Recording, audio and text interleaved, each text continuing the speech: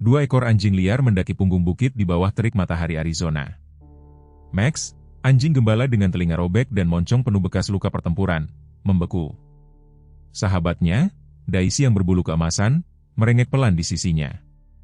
Mereka mencium bau air, tetapi menemukan sesuatu yang lain. Terikat pada saguaro besar, seorang gadis kecil tergantung lemas, gaun mataharinya robek dan berdebu. Pergelangan tangannya, mentah dan berdarah, diikat dengan tali tebal yang mengiris dalam kulitnya. Napas dangkal membuat dada kecilnya nyaris tidak naik dan turun. Max mendekat dengan hati-hati, pelatihan militer tertanam dalam otot-otot yang mengingat apa yang coba dilupakan pikirannya. Mata anak itu berkedip, biru seperti langit dan dipenuhi teror. Daisy berputar-putar dengan gugup, mengendus tanah tempat jejak kaki kecil menunjukkan perjuangan gadis itu sebelumnya. Anjing gembala itu dengan lembut menyentuh tangan anak itu. Dia tidak menghindar. Sebaliknya, setetes air mata mengalir melalui debu di pipinya.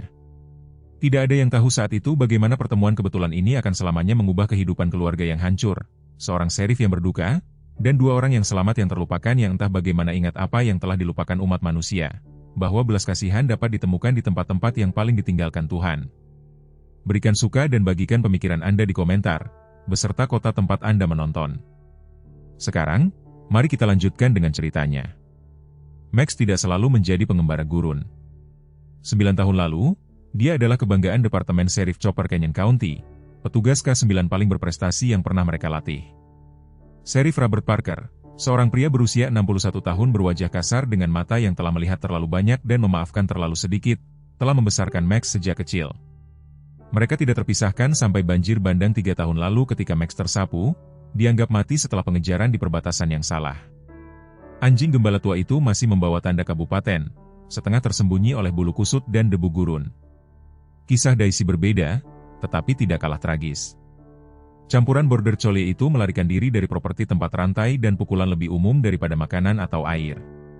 Cerdas seperti kilat, dengan mata yang tampaknya memahami setiap kata manusia, dia menemukan Max 6 bulan lalu. Pasangan yang tidak mungkin itu telah membentuk ikatan yang lebih kuat dari darah, para penyintas, mengenali sesuatu dalam diri satu sama lain yang tidak membutuhkan penjelasan. Gadis kecil yang mereka temukan adalah Lily Thompson, 7 tahun, dengan asma dan koleksi kerang di kamar tidurnya, meskipun dia belum pernah melihat laut. 3 hari lalu, dia diculik dari perkemahan keluarganya dekat Grand Canyon, sementara orang tuanya, Margaret dan James, sedang mengepap perlengkapan mereka hanya sekitar 9 meter jauhnya. Keluarga Thompson tidak pernah mengenal teror sampai saat itu. Kesadaran bahwa, dalam rentang 2 menit, dunia mereka bisa runtuh menjadi mimpi buruk yang menelan segalanya utuh. Sheriff Parker telah mencari tanpa tidur, wajahnya yang lapuk semakin lesu dari jam ke jam. Sesuatu tentang kasus ini membuatnya gelisah. Mungkin foto Lily dengan senyum giginya yang ompong mengingatkannya pada cucunya sendiri. Atau mungkin, meskipun dia tidak akan pernah mengakuinya, dia merasakan hantu Max di sisinya selama pencarian ini. Seorang teman lama yang membimbingnya entah bagaimana. Baik Parker maupun keluarga Thompson tidak dapat membayangkan bahwa nasib Lily sekarang berada di tangan dua makhluk yang terlupakan, atau bahwa guru taman kanak-kanak penculiknya, Rebecca Wilson dan pacarnya Darren Hayes telah panik ketika tuntutan tebusan mereka salah arah, meninggalkan anak itu di gurun untuk mati daripada mengambil risiko ditangkap. Gurun Sonoran di bulan Juli tidak menunjukkan belas kasihan kepada yang hilang. Pada suhu 46 derajat Celcius, dengan kota terdekat berjarak 48 km, gurun telah mulai merenggut Lily Thompson. Tetapi Max dan Daisy telah selamat dari tempat pembunuhan ini selama berbulan-bulan. Mereka tahu rahasianya dan sesuatu dalam diri mereka berdua menolak untuk membiarkan anak ini menjadi tulang yang memutih di bawah langit tak berujung. 3 hari sebelumnya, perkemahan keluarga Thompson dipenuhi dengan tawa. Lily telah mengumpulkan kerucut pinus, menyimpannya dalam ember plastik. Ayahnya telah membelikannya di toko perkemahan. Untuk kelas sains, dia menjelaskan dengan keseriusan yang hanya bisa dikumpulkan oleh seorang anak berusia 7 tahun. Margaret Thompson tersenyum melihat antusiasme putrinya. Sambil melipat pakaian terakhir mereka ke dalam tas duffel, James membongkar tenda mereka, sudah memikirkan perjalanan 5 jam pulang ke Phoenix. "Permisi," suara wanita memanggil dari jalan setapak. "Apakah ini jalan menuju Lookout Pan?" Wanita berambut coklat mungil itu mengenakan pakaian hiking dan membawa botol air, tampak seperti turis. Margaret telah memberikan petunjuk arah kepadanya dan mereka mengobrol singkat tentang panasnya. Wanita itu, Rebecca, tampak sangat normal, sangat ramah. Dia bahkan memuji koleksi kerucut pinus Lily. Tidak ada yang memperhatikan Darren mendekat dari belakang sampai semuanya terlambat. Kain yang dibasahi kloroform dengan cepat menutupi mulut Lily, retret cepat ke mobil yang menunggu. Pada saat James mendengar tangisan teredam putrinya dan berbalik, dia sudah dilempar ke sedan perak yang melaju pergi, hanya meninggalkan debu dan teror di belakangnya. Sekarang, 3 hari kemudian, Indra Max yang terlatih secara polisi segera mendaftarkan kondisi kritis gadis itu. Telinganya terangkat ke depan saat dia mengitari Lily menilai. Tali-tali itu telah diikat oleh seseorang yang tahu simpul kompleks yang mengikat pergelangan tangan kecilnya ke batang berduri tebal saguaro. Dalam panas terik tengah hari, bibirnya pecah-pecah dan berdarah, napasnya dangkal.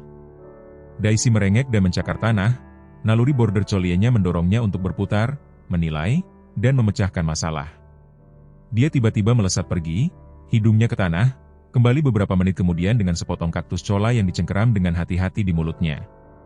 Dengan kelembutan yang disengaja, dia meletakkannya di dekat kaki Lily, lalu menggunakan cakarnya untuk membukanya, memperlihatkan daging lembab di dalamnya, trik bertahan hidup di gurun yang telah dipelajari kedua anjing itu. Mata gadis kecil itu terbuka karena gerakan itu. Getaran awalnya saat melihat anjing gembala besar itu menyerah pada kebingungan, lalu harapan rapuh ketika dia menyadari bahwa ini bukanlah pemangsa liar yang datang untuk menghabisinya. Lily memperhatikan saat Max mengendus ikatan di sepanjang tubuhnya. Pelatihan polisinya terbangun dari memori otot, dia mulai dengan lembut menggigit tali, menguji kekuatannya. Air, bisik Lily suaranya, desahan setipis kertas, tolong, telinga Max terangkat pada suara manusia yang familiar. Dalam kehidupan sebelumnya, kata-kata berarti perintah, tindakan, tujuan, cari, temukan, lindungi. Kata ini, air, memicu sesuatu yang dalam pelatihannya. Matanya bertemu dengan Daisy. Komunikasi diam-diam terjadi di antara mereka. Anjing yang lebih kecil segera berangkat hidungnya, mengerjakan arus udara, sementara Max tetap berdiri menjaga anak itu. Saat panas sore semakin meningkat, ingatan berkedip-kedip melalui kesadaran Max, perasaan kaki yang mengenakan seragam di sisinya, beratnya rompi taktis, kebanggaan dari trek yang sukses, suara kasar Sheriff Parker yang mengatakan, "Anak baik, Max, itu anak baikku." Pelatihan polisinya telah dikubur di bawah naluri bertahan hidup selama 3 tahun. Tetapi kesusahan gadis itu menggali itu dengan cepat. Bermil-mil jauhnya, Rebecca Wilson mondar-mandir, apartemen kecilnya, telepon menempel di telinganya. "Kita harus kembali, Darren. Kita tidak bisa meninggalkannya di sana." "Apakah kamu gila, Darren?" Suara Hayes berderak melalui pengeras suara. "Polisi ada di mana-mana. Jika anak itu ditemukan, kita selesai. Dia akan mati di luar sana." Suara Rebecca pecah. Bukan ini yang dia daftarkan. Penculikan sederhana, tuntutan tebusan dan kemudian pembebasan itu rencananya. Cukup uang untuk membayar hutang judi Darren sebelum hiu kesepian datang menagih dengan cara yang melibatkan tulang patah. Itu risikonya, kata Darren dingin. James Thompson seharusnya membayar ketika dia memiliki kesempatan. Rebecca menutup telepon, tangan gurunya gemetar saat dia mengingat senyum percaya Lily di kelas taman kanak-kanaknya 2 tahun lalu. Dia tidak pernah bermaksud agar ini terjadi. Tetapi Darren benar. Penurunan tebusan salah, polisi muncul terlalu cepat. Mereka panik, membawa Lily jauh ke tanah gurun yang dibatasi dan meninggalkannya di tempat yang tidak akan dicari siapapun.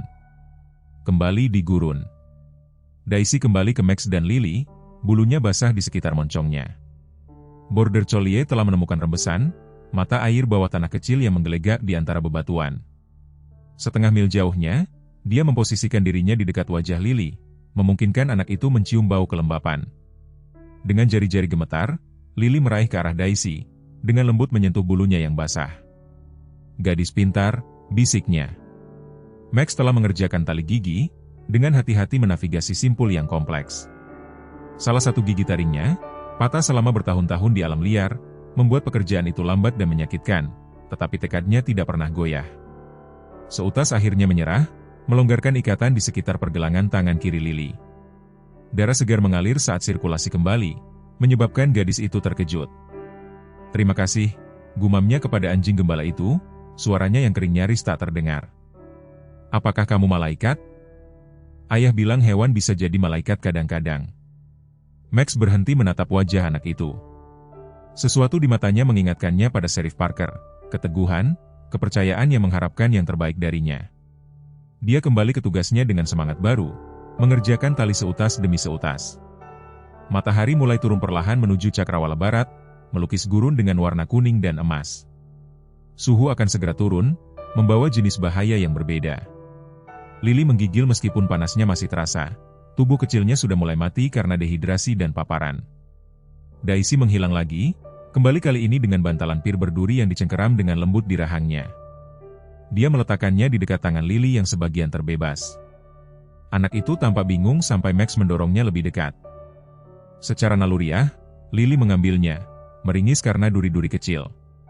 Tetapi mengenali tawaran bertahan hidup untuk apa adanya, dia menggigit bantalan itu, kelembapan di dalamnya, membawa kelegaan sesaat ke mulutnya yang kering. Ibu dan ayahku mencariku, Lily memberitahu anjing-anjing itu seolah-olah mereka adalah orang kepercayaan barunya. Sheriff Parker berjanji. Dia punya kumis besar dan bintang di bajunya. Suaranya melayang, kesadarannya goyah. Dia akan menemukanku, tapi aku takut kegelapan datang. Max melihat ke arah matahari terbenam, lalu kembali ke tali, masih mengamankan tangan kanan Lily. Keputusannya telah dibuat. Malam-malam gurun itu kejam dan anak itu tidak akan selamat dari malam berikutnya. Saat Daisy menetap dengan melindungi di kaki Lily, Max kembali ke tugasnya dengan tekad yang suram, mengetahui bahwa membebaskannya hanyalah tantangan pertama yang mustahil yang mereka hadapi. Senja gurun membawa kelegaan sesaat dari panas yang membakar saat Max bekerja secara metodis pada tali yang tersisa. Rahangnya sakit, tetapi bertahun-tahun pelatihan K9 telah menanamkan dalam dirinya fokus tunggal yang bahkan tidak dihapus oleh alam liar. Dengan tarikan terakhir, simpul kedua menyerah dan lengan kanan Lily jatuh lemas ke sisinya. Gadis itu merintih saat darah mengalir dengan menyakitkan kembali ke jari-jarinya yang mati rasa. "Kamu berhasil," bisiknya suaranya serak karena dehidrasi. Dia mencoba berdiri tetapi segera jatuh ke lantai gurun, kakinya menekuk di bawah berat badannya. Max memposisikan dirinya di sampingnya, kerangka tubuhnya yang kokoh menawarkan dukungan saat dia bersandar padanya. Daisy berputar-putar dengan cemas, hidungnya menguji arus udara. Sesuatu telah berubah, perubahan dalam angin, mungkin membawa aroma baru. Dia menggonggong sekali, pendek dan tajam, menyebabkan telinga Max terangkat ke depan. Kedua anjing itu merasakannya, gemuruh mesin yang jauh. Masih bermil-mil jauhnya, tetapi mendekat. 64 km selatan, Sheriff Robert Parker berdiri di samping truk patrolinya, menyipitkan mata ke matahari terbenam. Wajahnya yang lapuk, dihiasi dengan 61 tahun kehidupan di Arizona, diatur dalam tekad yang suram. 3 hari pencarian tidak menghasilkan apa-apa dan protokol departemen menyarankan untuk mengurangi operasi. Tetapi protokol terkutuk, Robert Parker tidak menjadi sheriff dengan mengikuti buku aturan ketika intuisinya mengatakan sebaliknya. "Kita memindahkan jaringan pencarian ke utara ke zona terlarang," ia mengumumkan kepada para deputi yang berkumpul, menunjuk ke peta yang terbentang di atas kapnya. Beberapa petugas bertukar pandang. "Sheriff, itu tanah BLM. Kita tidak memiliki yurisdiksi dan tidak ada alasan untuk berpikir mereka akan membawanya ke sana." Deputi Collins berpendapat itu 48 km dari tidak ada apa-apa selain ular derik dan kaktus, yang menjadikannya tempat yang sempurna untuk menyembunyikan sesuatu yang tidak ingin Anda temukan. Parker, menanggapi suaranya membawa bobot otoritas yang tidak menentang argumen. "Intuisi saya mengatakan ke utara, kita pergi ke utara." Dia tidak memberitahu mereka tentang mimpi yang telah membangunkannya saat fajar. Max membimbingnya melintasi semak belukar gurun menuju sesuatu yang penting. Mimpi adalah untuk wanita tua dan orang bodoh, bukan sheriff daerah. Namun visi itu telah menetap di tulangnya dengan kepastian kebenaran. Keluarga Thompson mendirikan pos komando di penanda mil 35, ia melanjutkan, mereka menawarkan hadiah $100.000 sekarang. Media ada di mana-mana. Dia melipat peta dengan gerakan tegas. "Saya ingin drone naik sebelum gelap. Beritahu Ariel bahwa kita memperluas pola pencarian ke koordinat ini." Saat tim bubar, Parker tetap menatap ke utara. Dia tanpa sadar menyentuh tali kekang pawang K9 kulit tua. Dia masih menyimpannya melingkar di sakunya kebiasaan yang tidak bisa dia putuskan dalam 3 tahun sejak Max menghilang. "Di mana kamu, gadis kecil?" gumamnya. "Beri aku tanda." Bermil-mil jauhnya, di sebuah apartemen yang jarang di pinggiran kota Phoenix, Rebecca Wilson menatap bayangannya di cermin kamar mandi. Wanita yang melihat ke belakang tampak seperti orang asing, bermata cekung dan kurus.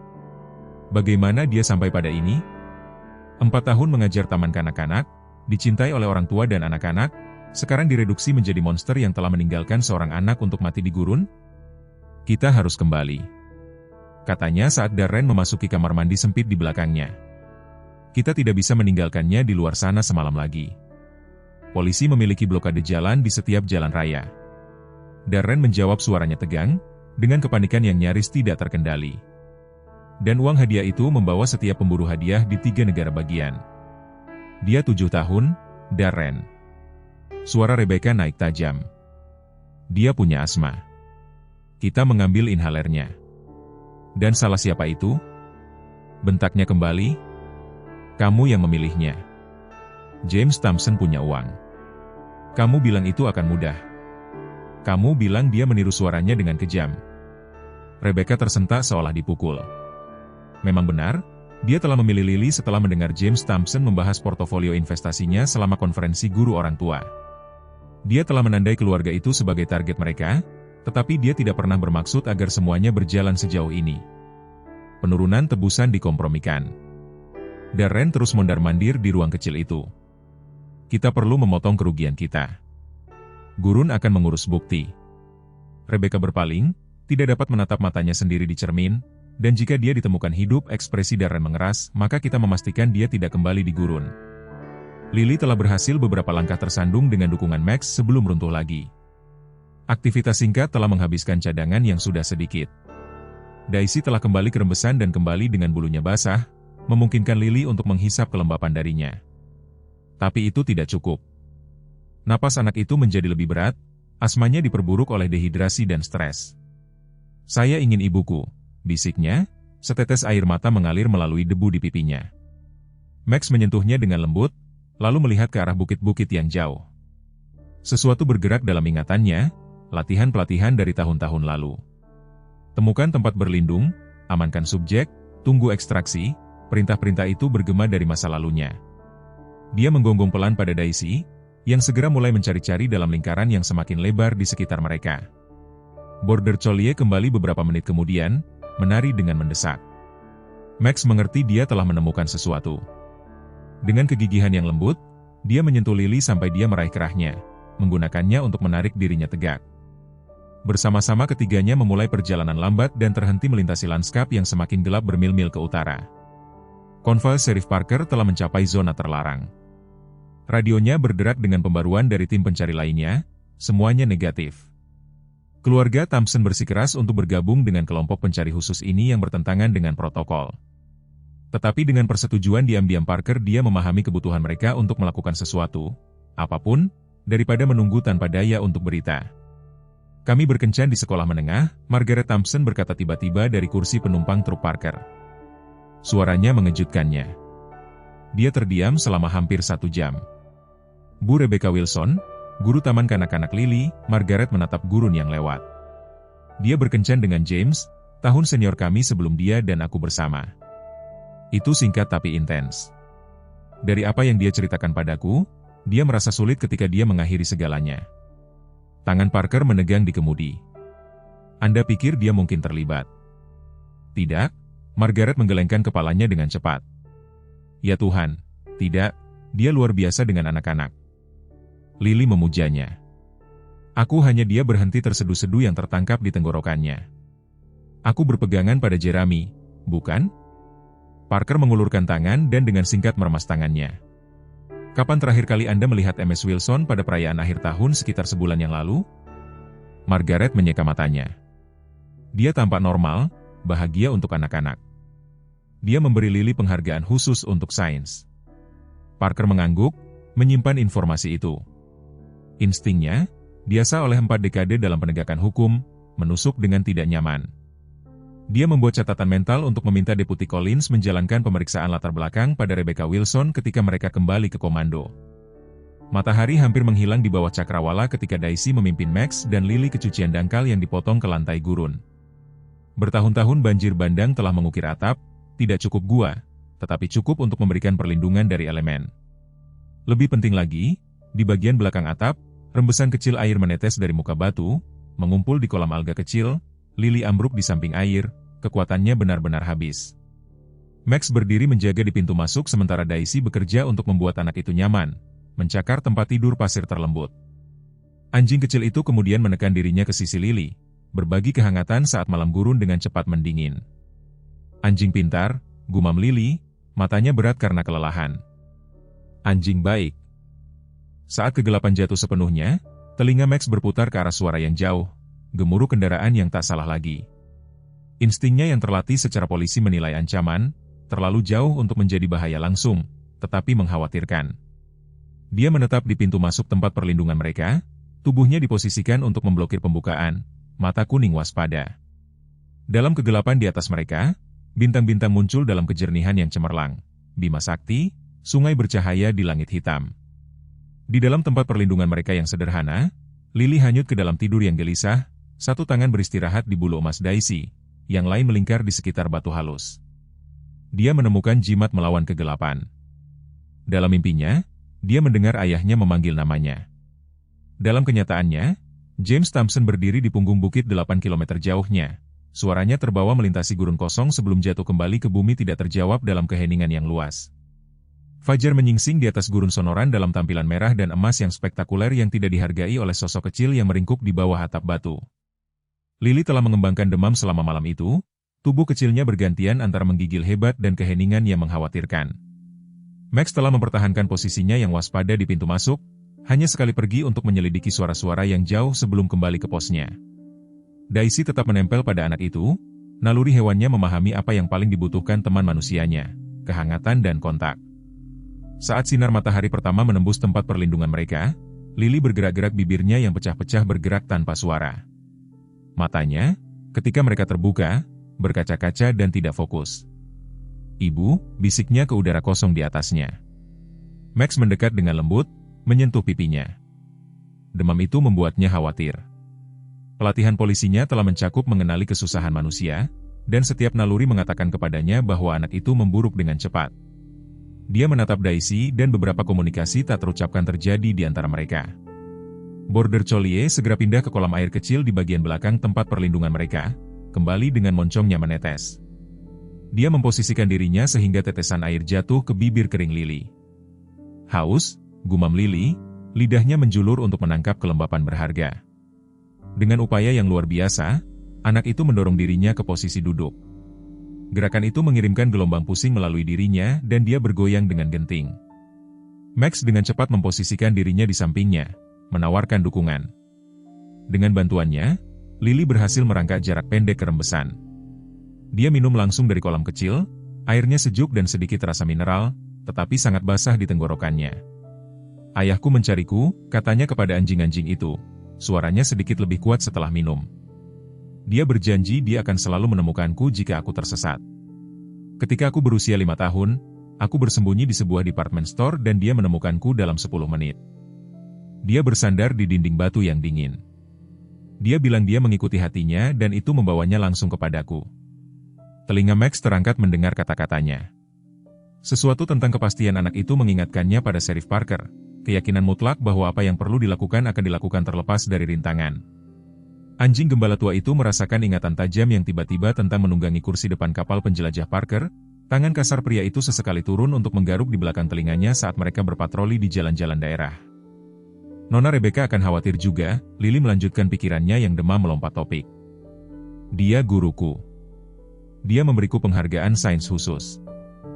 Jari-jari kecilnya menelusuri pola di pasir. "Dia berada di perkemahan kami, saya pikir. Saya pikir dia ada di sana ketika orang jahat itu membawaku," dahinya berkerut karena upaya mengingat. "Itu aneh, bukan?" Max memperhatikan wajah anak itu dengan hati-hati, mengenali pentingnya kata-katanya, bahkan jika dia tidak sepenuhnya memahaminya. Pelatihan polisinya telah mengajarinya untuk memperhatikan ketika manusia berbicara dengan nada-nada tertentu, nada dan irama yang menunjukkan ketakutan, kebingungan, atau wahyu. "Orang jahat itu menaruh sesuatu di wajahku yang baunya lucu," Lily melanjutkan. Suaranya turun berbisik seolah berbagi rahasia. "Lalu aku bangun di dalam mobil. Nona Rebecca juga ada di sana." Dia menatap Max dengan kejernihan yang tiba-tiba. "Nona Rebecca, bantu orang jahat itu membawaku." Wahyu itu menggantung di udara tempat perlindungan kecil mereka. Mata Lily membesar saat implikasi penuh dari ingatannya mengenainya.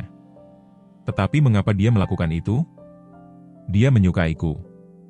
Dia memberiku stiker ekstra pada pekerjaan rumahku. Daisy merengek pelan, menekan lebih dekat ke anak itu seolah merasakan kesusahannya. Max tetap penuh perhatian, mata kuningnya tidak pernah meninggalkan wajah Lily. Mereka ingin ayah memberi mereka uang. Lily terus menyusun potongan-potongan percakapan yang didengar secara rahasia dari penawanannya, tetapi sesuatu yang salah. Mereka bertengkar tentang itu.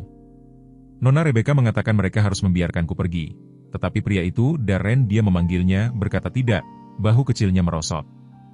Saat itulah mereka membawaku ke sini dan mengikatku. Kelelahan oleh upaya berbicara, Lily menyandarkan kepalanya ke dinding batu, matanya perlahan tertutup. Dalam beberapa saat dia tertidur lelap, napasnya dangkal dan cepat. Bermil-mil jauhnya, Sheriff Parker berdiri di tengah apartemen kecil yang berantakan, ekspresinya suram, saat dia mensurvei tanda-tanda keberangkatan tergesa-gesa di sekelilingnya. Rebecca Wilson belum melapor untuk bekerja pagi itu, mendorong kunjungan dadakannya ke kediamannya. Apa yang dia temukan telah mengkonfirmasi kecurigaannya yang semakin meningkat. Laci-laci lemari yang dibiarkan terbuka sebagian, sebuah koper hilang dari lemari dan, yang paling mencolok, foto kelasnya yang dibingkai dengan wajah Lily Thompson dilingkari dengan spidol merah. Saya ingin APB pada Rebecca Wilson dan kendaraannya. Dia berbicara ke radionya, suaranya tegang, dengan kemarahan yang terkendali, dan cari tahu siapa Darren ini yang disebutkan tetangga. Rupanya dia telah tinggal di sini dari waktu ke waktu selama berbulan-bulan. Tanggapan itu segera. Salin serif itu DMV menunjukkan Darren Hayes, terdaftar di alamat ini sejak 3 bulan lalu. Dia mengendarai Honda Accord perak tahun 2015, darah Parker menjadi dingin, sedan perak yang persis sesuai dengan deskripsi James Thompson tentang kendaraan yang telah membawa Lily. Saya ingin foto dan latar belakangnya di telepon saya dalam 5 menit. Dia memerintahkan dan membawa Thompson ke suatu tempat pribadi. Saya perlu berbicara dengan mereka tentang koneksi ke Wilson. Saat dia berbalik untuk pergi, mata Parker tertuju pada sesuatu yang terselip di bawah sofa, sepotong kertas yang tidak sesuai dengan kekacauan umum ruangan. Berlutut dengan dengusan yang mengkhianati usianya, dia mengeluarkan peta wilayah Kabupaten Barat Laut yang terlipat, termasuk tanah gurun yang dibatasi. Tanda X merah menandai lokasi jauh di dalam zona tak berpenghuni, di samping catatan-catatan yang dicoret-coret tentang jadwal patroli dan jalan akses. Anak jalang, gumam Parker, campuran kompleks emosi membasuhnya, kemarahan pada pengkhianatan, kelegaan menemukan bukti konkret, dan urgensi baru. Mengetahui bahwa mereka sekarang memiliki lokasi khusus untuk dicari, dia dengan hati-hati memotret peta sebelum mengamankannya sebagai bukti. Teleponnya berdering saat dia mencapai kendaraannya.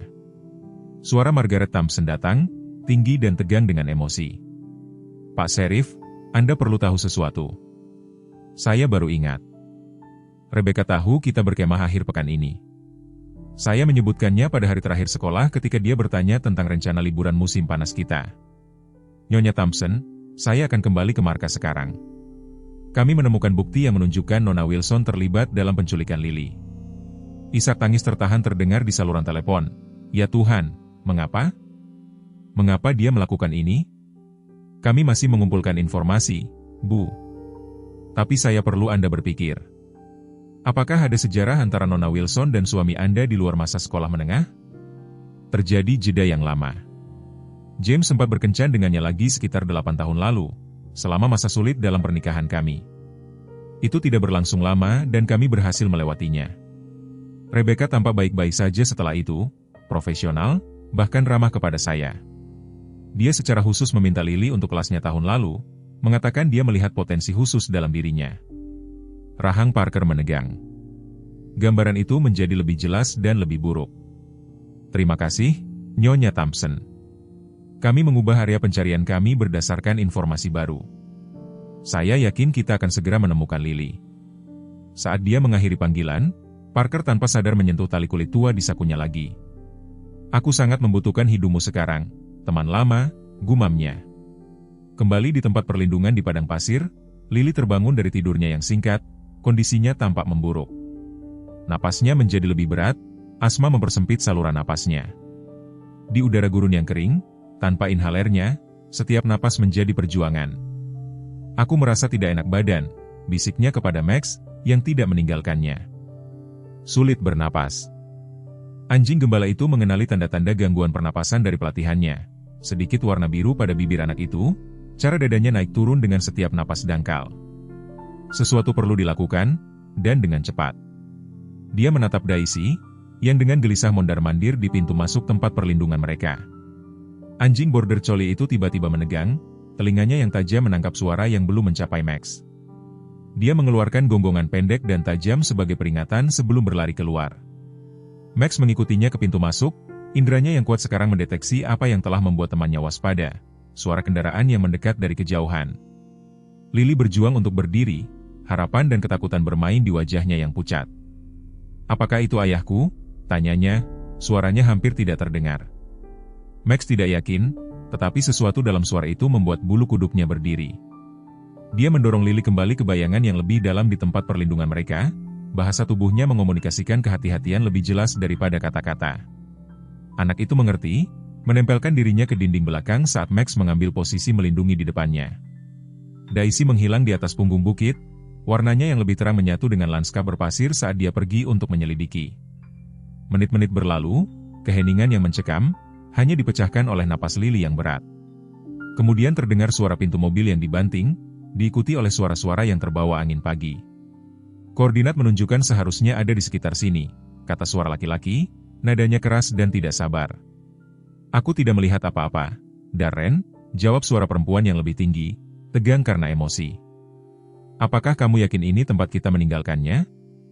"Ya, aku yakin," bentak pria itu. "Di dekat si guaro besar itu. Talinya masih ada, lihat, tapi anaknya sudah pergi." Max merasakan Lily menegang di belakangnya, tangan kecilnya mencengkeram bulunya. "Itu mereka," bisiknya, teror terlihat di setiap suku kata, Nona Rebecca dan orang jahat itu. Di luar, percakapan berlanjut semakin memanas. "Ini tidak mungkin," kata Darren. "Dia setengah mati kemarin. Dia tidak mungkin pergi jauh. Mungkin seseorang menemukannya," saran Rebecca, suaranya penuh harapan meskipun keadaannya. "Di tengah antah berantah, jangan bodoh. Jeda. Kalau begitu cari jejak kaki, yang kecil. Dan jejak binatang apa ini?" Otot Max menegang, siap menghadapi konfrontasi. Jika manusia menemukan tempat perlindungan mereka, dia harus melindungi Lily, berapapun harganya bagi dirinya sendiri. Pelatihan polisinya telah mempersiapkannya untuk pertahanan, untuk menempatkan dirinya di antara bahaya dan mereka yang bersumpah untuk dilindunginya. Tiba-tiba gonggongan dari punggung bukit di atas mereka menyebabkan semua orang membeku. Daisy berdiri dengan siluet di langit pagi, dengan sengaja membuat dirinya terlihat. Kemudian, sebelum ada yang bisa bereaksi, dia berlari ke arah yang berlawanan dari tempat perlindungan mereka, menendang debu dan menggonggong dengan panik. "Apa-apaan itu?" seru Darren. "Itu hanya anjing liar," jawab Rebecca, tetapi ketidakpastian mewarnai nadanya. "Atau dia telah menemukan sesuatu. Mungkin anak itu." Suara langkah kaki mengikuti, bergerak menjauh dari tempat persembunyian mereka. "Kamu periksa di sekitar singkapan itu, aku akan mengikuti anjing itu." Max segera memahami strategi Daisy. Dia menarik bahaya menjauh dari Lily. Anjing gembala tua itu tetap tidak bergerak, terpecah antara tinggal bersama anak itu dan pergi membantu temannya. Lily membuat keputusan untuknya, lengan kecilnya melingkari lehernya. "Jangan tinggalkan aku," mohonnya, air mata menetes di pipinya yang kotor. Suara Rebecca yang mendekat memaksa mereka lebih dalam kebayangan. Dia melewati beberapa meter dari tempat persembunyian mereka, perhatiannya terfokus pada medan kasar di depan daripada ceruk gelap di bawah tebing. Max bisa mencium ketakutannya, tajam dan menyengat, saat dia memanggil dengan setengah hati, "Lily, apakah kamu di sini, sayang?" Kepedulian palsu dalam suaranya membuat Lily gemetar di sisi Max. Anak itu menyembunyikan wajahnya di bulunya, meredam suara mengi dari napasnya yang semakin bermasalah. Jauh di seberang punggung bukit, mereka bisa mendengar Darren meneriakkan kata-kata kotor, menunjukkan bahwa Daisy membuatnya frustrasi.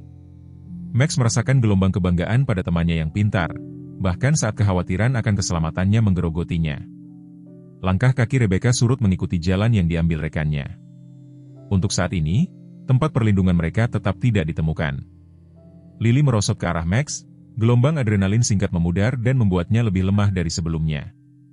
"Mereka akan menemukan kita," bisiknya. "Kita perlu bersembunyi di tempat lain." Max mengenali kebijaksanaan dalam kata-katanya. Begitu manusia menyadari tipu daya Daisy, mereka akan kembali untuk mencari lebih teliti. Dia dengan lembut mendorong Lily ke arah pintu masuk, mendorongnya untuk bergerak, sementara jalannya jelas. Kemajuan anak itu sangat lambat, setiap langkah adalah latihan tekad atas keterbatasan fisik. Max tetap di sisinya, menawarkan tubuhnya yang kokoh sebagai penyangga saat mereka muncul ke sinar matahari pagi.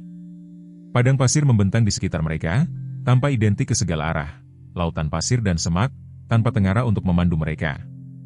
Lily menyipitkan mata terhadap kecerahan, wajahnya memerah karena demam meskipun jam masih pagi.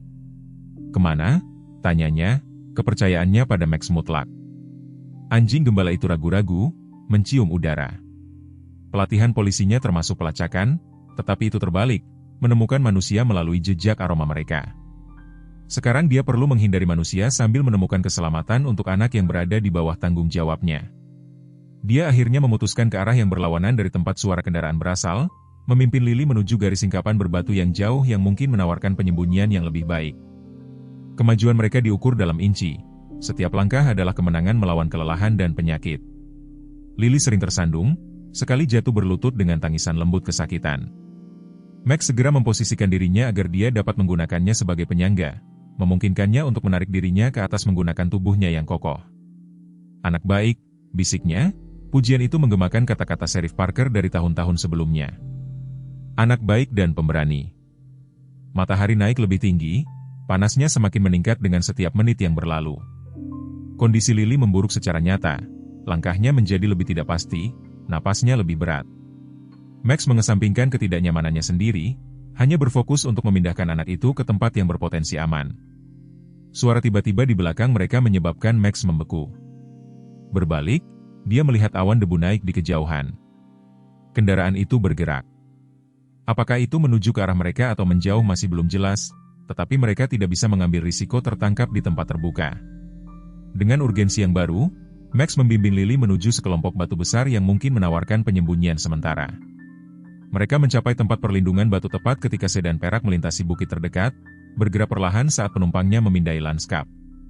Max menekan Lily ke celah sempit di antara dua batu besar, tubuhnya menghalangi pandangan saat mobil itu lewat dalam jarak 100 meter dari posisi mereka. "Aku tidak bisa melihatnya dimanapun," suara Rebecca terdengar samar-samar di udara yang tenang. "Kami telah mencari selama berjam-jam." "Dia ada di luar sana di suatu tempat," jawab Darren, nadanya suram. "Dan dia telah melihat wajahmu. Kita tidak bisa pergi sampai kita menemukannya." Mobil itu terus melewati tempat persembunyian mereka mengikuti apa yang tampak seperti jalan layanan tua yang berkelok-kelok melalui padang pasir. Begitu menghilang dari pandangan, Max membiarkan Lily keluar dari celah. Anak itu gemetar tak terkendali sekarang, wajahnya pucat mengerikan di bawah sengatan mataharinya. "Aku butuh obatku," desahnya, setiap kata adalah perjuangan. "Dadaku sakit." Max memahami kesusahannya tetapi tidak punya cara untuk membantu. Dia merengek pelan, menjilati tangannya untuk menghiburnya. Yang mereka butuhkan adalah bantuan manusia, intervensi medis yang tidak dapat diberikan olehnya maupun Daisy. Seolah dipanggil oleh pikirannya, bentuk keemasan muncul di cakrawala, bergerak cepat ke arah mereka. Daisy telah menyelesaikan pengalihannya dan kembali, lidahnya menjulur karena kelelahan, tetapi langkahnya masih energik. Dia membawa sesuatu di mulutnya, benda kecil yang dia jatuhkan di kaki Lily dengan bangga. Itu adalah batang granola, masih dalam bungkusnya, kemungkinan jatuh dari salah satu saku penculik selama pencarian.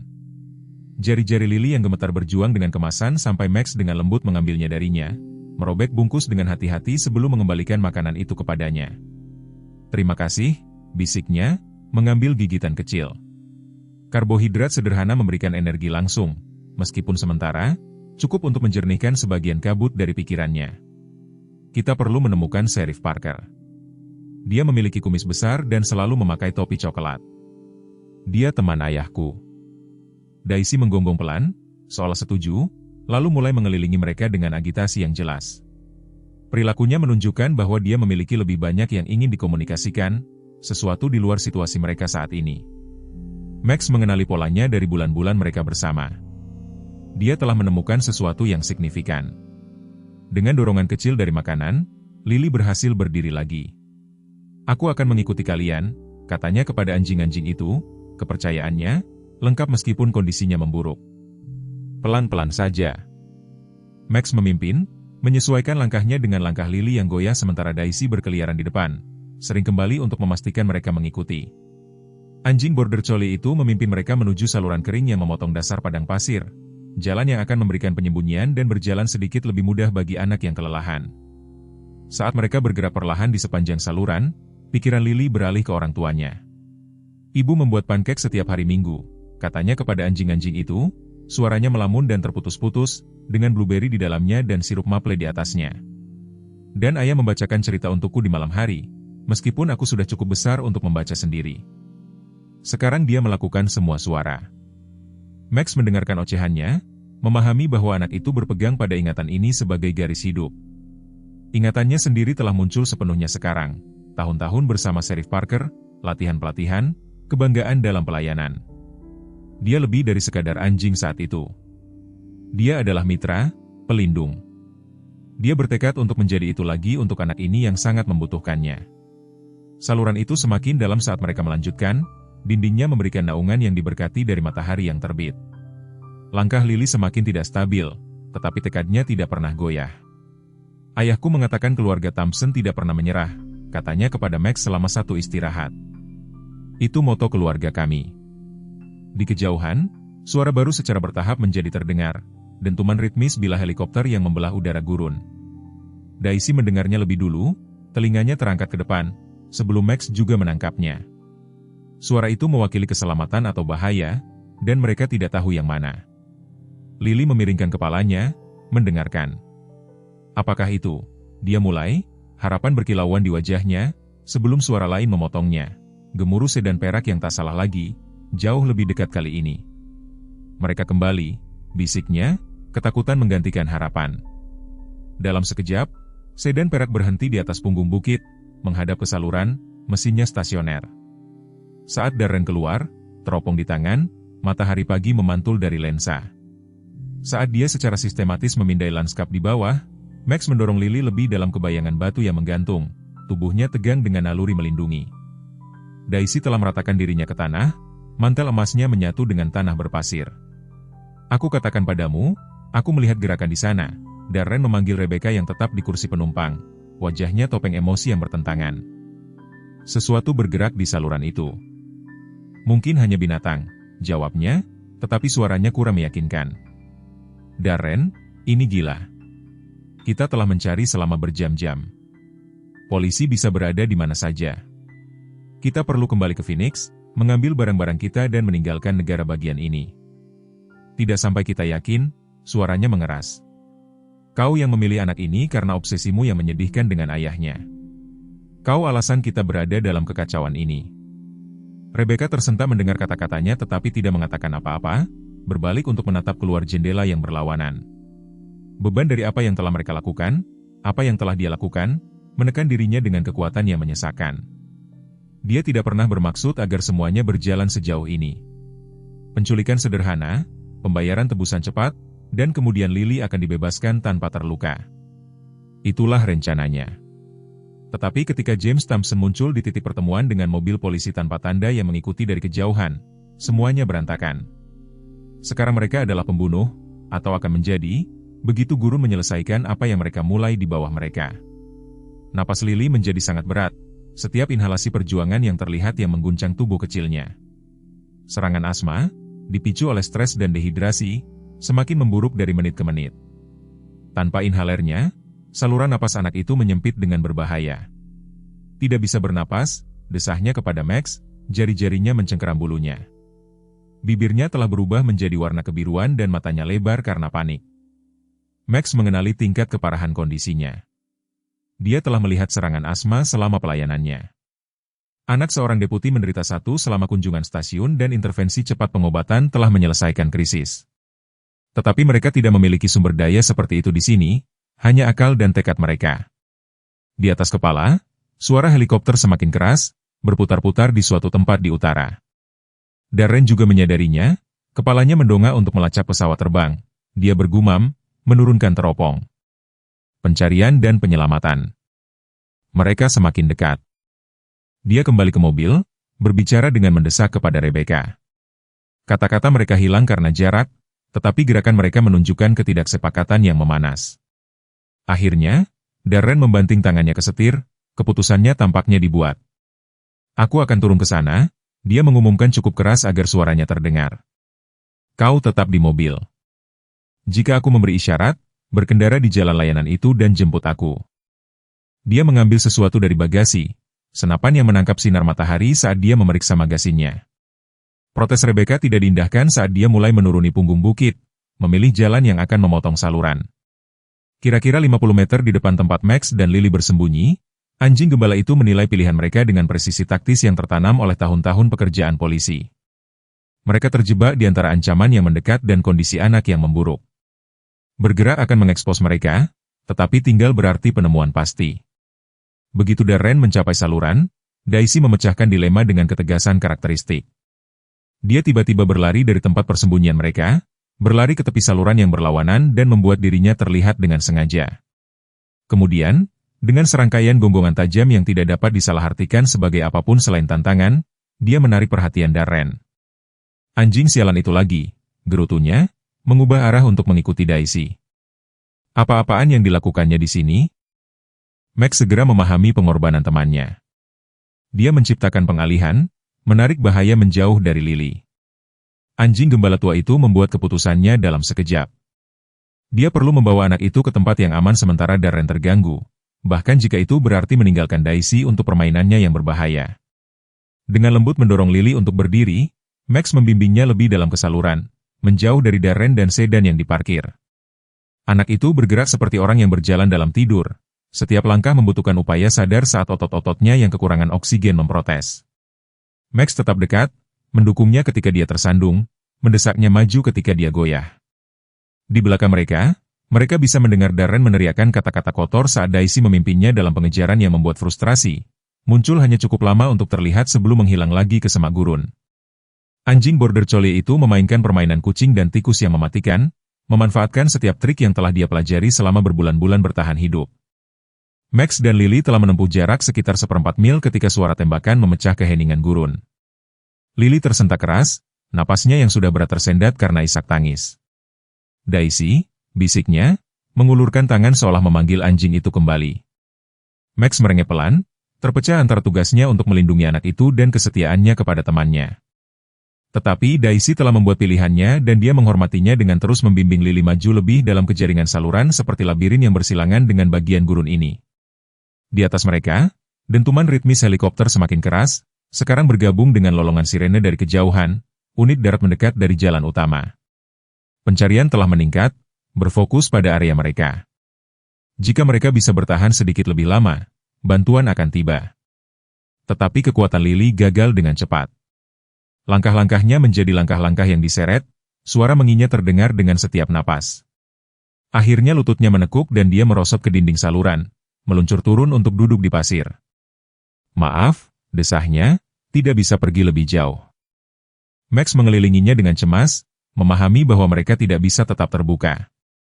Saluran menawarkan perlindungan minimal dan Darren pada akhirnya akan menyadari bahwa dia telah tersesat. Anjing gembala itu mencari tempat perlindungan yang lebih baik. Matanya yang kuning akhirnya tertuju pada celah sempit di dinding saluran, celah yang cukup besar bagi anak itu untuk masuk. Dengan ketekunan yang lembut, dia mendesak Lily menuju celah, mendorong dan menyodok sampai dia memahami maksudnya. Gadis itu menyeret dirinya sendiri jarak pendek, pingsan ke ruang terlindungi dengan punggungnya menempel di batu yang dingin. Max memposisikan dirinya di pintu masuk, tubuhnya menjadi perisai hidup antara Lily dan apapun yang mungkin datang. Menit-menit berlalu tanpa akhir, ditandai hanya oleh napas Lily yang berat dan suara-suara operasi pencarian dari kejauhan. Helikopter telah bergerak lebih dekat, sekarang tepat di atas kepala, hembusan udaranya mengirimkan pusaran debu menari-nari melalui saluran. Telinga Max berputar, terus-menerus melacak berbagai ancaman, pesawat di atas, kendaraan darat yang mendekat, dan di suatu tempat di belakang mereka, Darren dengan senapannya. Suara baru tiba-tiba terdaftar, langkah kaki mendekat dengan cepat, disertai dengan napas terengah-engah. Max menegang, bulu kuduknya berdiri saat dia bersiap untuk membela Lily dengan nyawanya jika perlu. Langkah kaki melambat, menjadi lebih hati-hati saat mereka mendekati tempat persembunyian. Aku tahu kau ada di sini, nak, suara Darren memanggil dengan mengerikan, teman anjing kecilmu tidak akan membantumu lagi.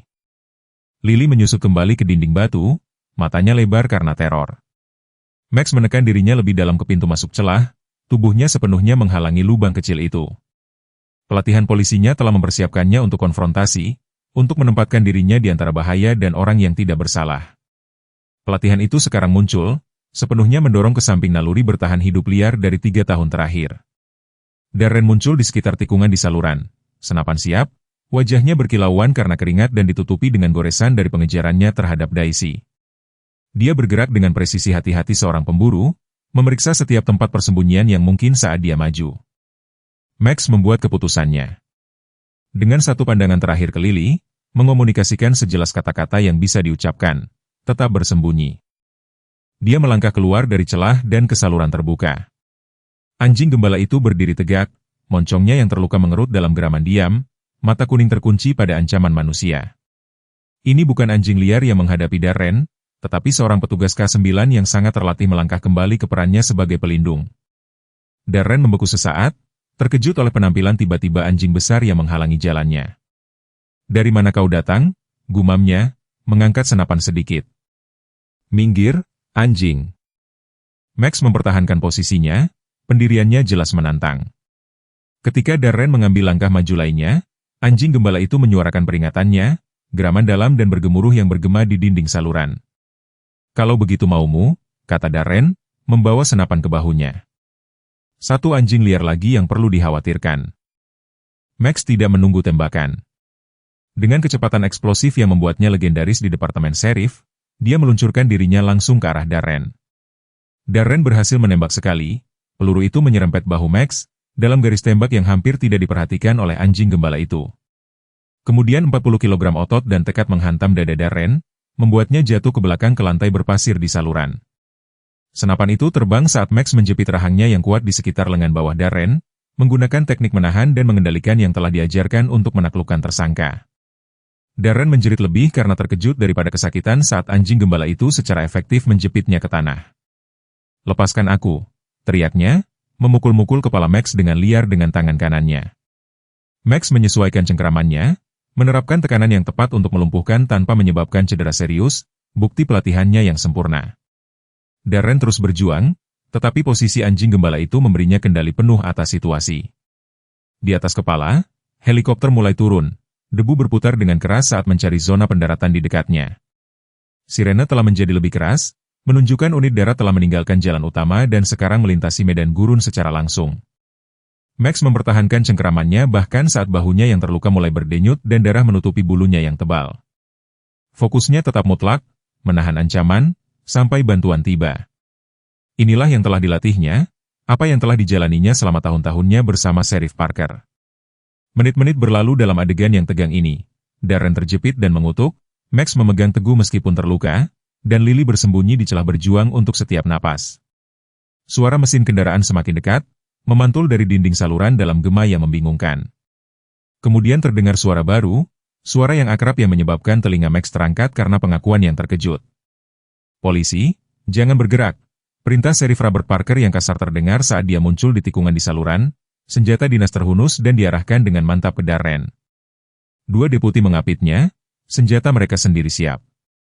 Wajah Parker yang keriput menunjukkan keterkejutan saat dia melihat pemandangan di depannya. Seekor anjing gembala Jerman besar, terluka dan berdebu, secara efektif menahan seorang tersangka dengan tahanan K9 buku teks. Anjing gembala Jerman dengan mata kuning yang khas dan telinga kiri yang robek. "Max." Nama itu lolos darinya dengan bisikan tidak percaya. "Ya Tuhan, Max." Ekor anjing gembala itu memberikan satu kibasan ragu, matanya bertemu dengan mata rekannya yang lama sambil mempertahankan cengkeramannya pada Darren. Setelah 3 tahun di alam liar, setelah dianggap mati dan diratapi, Max telah kembali bertugas pada saat dia paling dibutuhkan. "Sheriff," salah satu deputi memanggil dengan mendesak.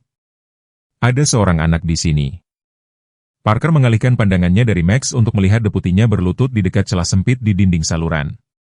Di dalam, hampir tidak terlihat dalam bayangan, terbaring Thompson, napasnya sangat dangkal, bibirnya sekarang berwarna biru yang berbeda. "Bawa petugas medis ke sini sekarang." Parker membentak radionya saat dia menyarungkan senjatanya dan bergegas ke sisi anak itu. "Dan beritahu Thompson, kami menemukan putrinya." Saat para deputi mengamankan Darren yang diborgol dan mengutuk, Parker dengan lembut mengangkat Lily dari tempat persembunyiannya. "Hai sayang," katanya dengan lembut, suaranya yang kasar melembut seperti biasanya pada anak-anak. Kamu aman sekarang. Kami membawamu. Mata Lily terbuka, fokus dengan susah payah pada wajah berkumis yang akrab di atasnya. Sheriff Parker, bisiknya, aku tahu kau akan datang. Ayahmu tidak pernah berhenti mencarimu, kata Parker saat dia menggendongnya menuju petugas medis yang menunggu yang turun dari helikopter. Tidak seorang pun dari kita. Anjing-anjing itu menyelamatkanku. Lily berhasil di antara napas berat, Max dan Daisy. Mata Parker kembali ke mantan rekannya yang akhirnya melepaskan Darren ke tahanan deputi dan sekarang berdiri mengawasi mereka, posturnya waspada, meskipun darah merembes dari luka bahunya. Max menyelamatkanmu, Maxku. Lily mengangguk lemah di dada Parker. Dia anjing polisi, dan Daisy, orang jahat itu, menembaknya. Sebuah bayangan melintas di wajah Parker mendengar berita ini, tetapi sebelum dia bisa menjawab, tim medis darurat segera tiba, memasangkan masker oksigen ke wajah Lily dan memberikan obat darurat untuk asmanya. Sementara para medis bekerja untuk menstabilkan anak itu, Parker berlutut di samping Max, tangannya ragu-ragu di atas kepala anjing gembala itu. Benarkah ini kamu, teman lama? Max mendekat, menekan moncongnya ke telapak tangan Parker dengan rengekan lembut tanda pengakuan. 3 tahun menghilang dalam momen koneksi itu, Pawang dan Mitra K9 bersatu kembali melawan segala rintangan. Kamu terluka? Parker mengamati dengan lembut, memeriksa luka gores peluru di bahu Max. Tapi kamu hidup. Selama ini. Kamu hidup. Suaranya pecah pada kata terakhir, emosi membanjiri Sheriff yang biasanya tabah. Keributan mendadak dari punggung bukit di atas menarik perhatian mereka. Rebecca Wilson telah mencoba melarikan diri dengan sedan tetapi telah dicegat oleh unit yang tiba. Saat petugas membawanya turun ke dalam selokan dengan borgol, matanya tertuju pada Lily yang sedang dirawat oleh tim medis. Apakah dia Rebecca? Parker tidak bisa menyelesaikan pertanyaannya. Dia hidup. Ya, berkat kamu. Parker menjawab dengan suara keras karena amarah yang terkendali. Apa yang kamu pikirkan, Rebecca? Orang-orang ini mempercayakan anak mereka padamu. Wajah Rebecca hancur. Seharusnya tidak terjadi seperti ini, bisiknya. Kami hanya butuh uang. Darren punya hutang judi. Mereka akan membunuhnya jika dia tidak membayar. Jadi kamu memutuskan untuk membunuh seorang anak sebagai gantinya. Kejijikan Parker terasa nyata.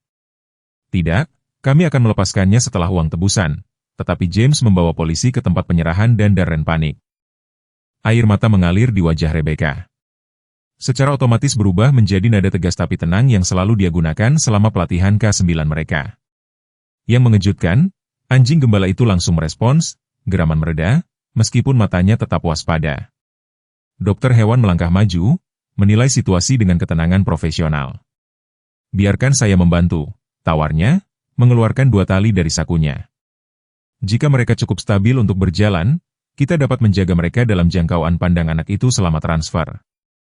Parker mengambil tali itu, bersyukur, mengamankannya ke kerah Max dan Daisy. Kalian berdua menyelamatkan nyawanya, jelasnya di atas suara rotor yang mereda. Mereka tidak akan meninggalkannya dengan sukarela. Dr. Winters mengangguk mengerti. Kami akan bekerja dengan itu. Tim saya dapat merawat luka-luka mereka di ruangan yang berdekatan dengan ruang gawat darurat anak itu, jika rumah sakit mengizinkannya. Tim medis telah membawa Lily ke rumah sakit. Brancar sekarang membawanya ke lift yang akan membawanya ke departemen darurat. Max menarik tali kekangnya, fokusnya sepenuhnya pada Brancar yang menghilang.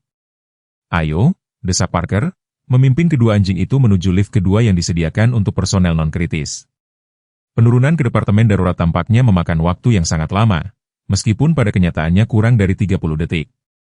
Ketika pintu terbuka, kekacauan yang terorganisir menyambut mereka. Staf medis bergegas di antara kamar, monitor berbunyi dan, di tengah semua itu, Margaret dan James Thompson yang dikawal oleh pekerja sosial rumah sakit menuju ruang trauma tempat putri mereka baru saja dibawa.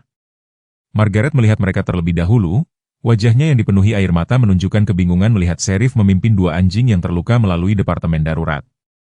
Kemudian pengakuan muncul saat dia mengingat kata-kata putrinya yang nyaris tidak koheren di radio, sesuatu tentang anjing yang menyelamatkannya. Apakah ini? Dia mulai mendekat dengan hati-hati. Ya, Bu, Parker menegaskan. Ini Max dan Daisy. Mereka menemukan putri Anda di padang pasir dan melindunginya sampai kami dapat menemukan mereka. Tanpa kalian berdua, kami mungkin tidak akan pernah menemukan Lily tepat waktu. James Thompson berlutut tiba-tiba, mensejajarkan dirinya dengan mata anjing-anjing itu, wajahnya yang lelah dari 3 hari pencarian putus asa, hancur karena emosi. Terima kasih, bisiknya, suaranya pecah pada kata-kata sederhana. Terima kasih telah menyelamatkan gadis kecil kami. Max memandang pria itu dengan sungguh-sungguh, tampaknya memahami beratnya momen itu. Daisy, kurang pendiam, melangkah maju untuk dengan lembut menjilat tangan James, ekornya menawarkan lambaian tentatif meskipun terluka. Seorang perawat muncul dari ruang trauma, ekspresinya netral secara profesional, tetapi matanya baik hati. Tuan dan Nyonya Thompson, dokter sedang menstabilkan Lily sekarang. Anda bisa masuk, tetapi hanya keluarga saat ini. Margaret memandang dengan ragu ke anjing-anjing itu, lalu ke suaminya, James. Dia meminta mereka di helikopter, anjing-anjing itu. Dia sangat bersikeras. James mengangguk, menoleh ke perawat. Putri kami percaya anjing-anjing ini menyelamatkan nyawanya. Apakah ada cara? Perawat ragu-ragu, protokol rumah sakit berperang dengan kasih sayang. Saya harus memeriksanya dengan dokter. Kami biasanya tidak. Saya mengambil tanggung jawab penuh, Sheriff Parker menyela. Hewan-hewan ini memiliki luka yang perlu dirawat. Dokter hewan ada di sini untuk memeriksa mereka. Dr. Winters melangkah maju. Saya dapat membersihkan dan menilai luka-luka mereka tepat di luar ruang perawatan, jika itu membantu. Mereka berdua sangat berperilaku baik. Perawat itu masih tampak ragu, tetapi keributan dari dalam ruang trauma memutuskan masalah tersebut. Suara Lily, lemah tapi bertekad, dapat terdengar, memanggil Max dan Daisy. Kesusahannya menyebabkan kadar oksigennya turun lagi, mempersulit upaya tim medis untuk menstabilkannya. Hanya sesaat, perawat itu mengakui.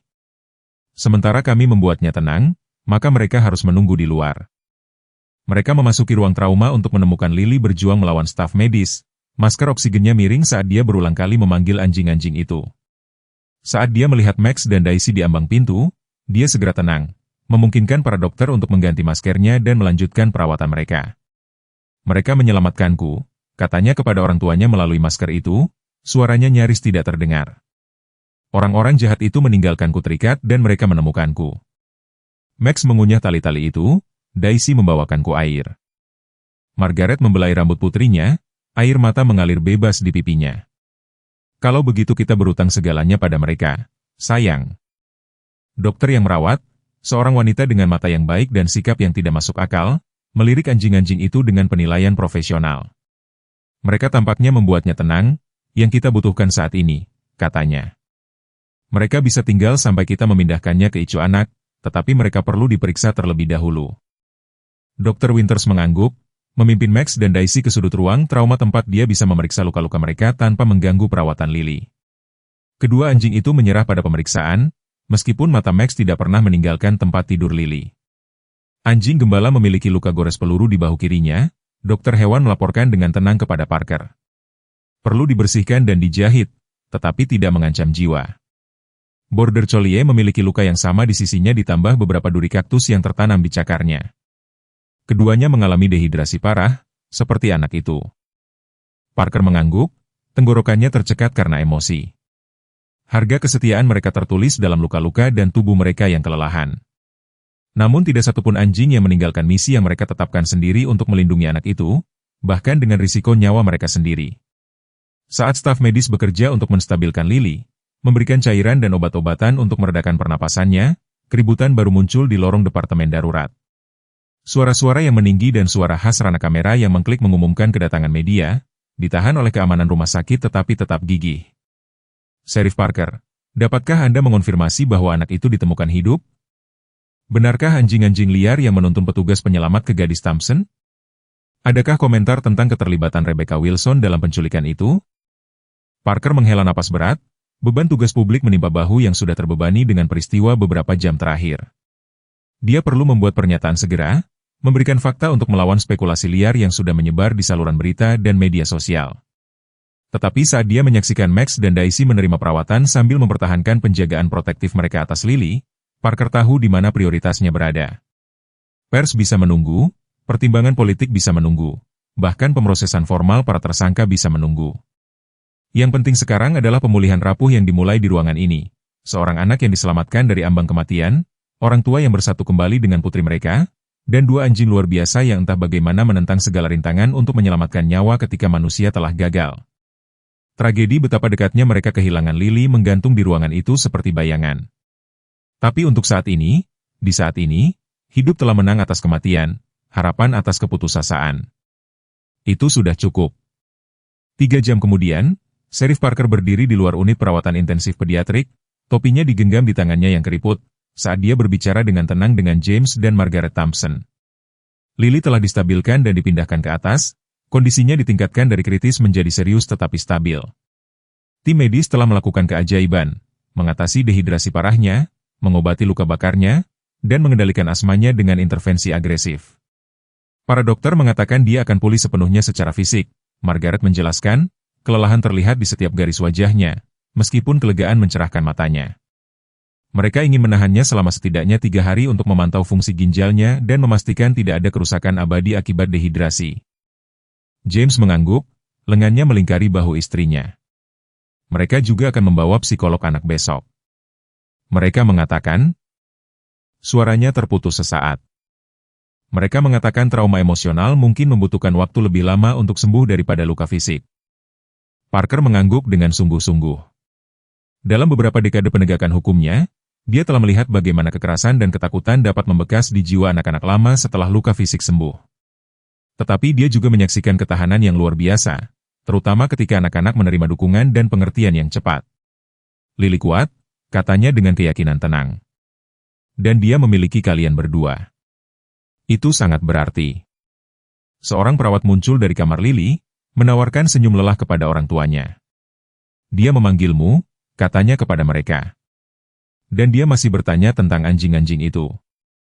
Margaret bertukar pandang dengan suaminya. Kami berjanji padanya bahwa kami akan memeriksa mereka. Bagaimana keadaan mereka, Sheriff?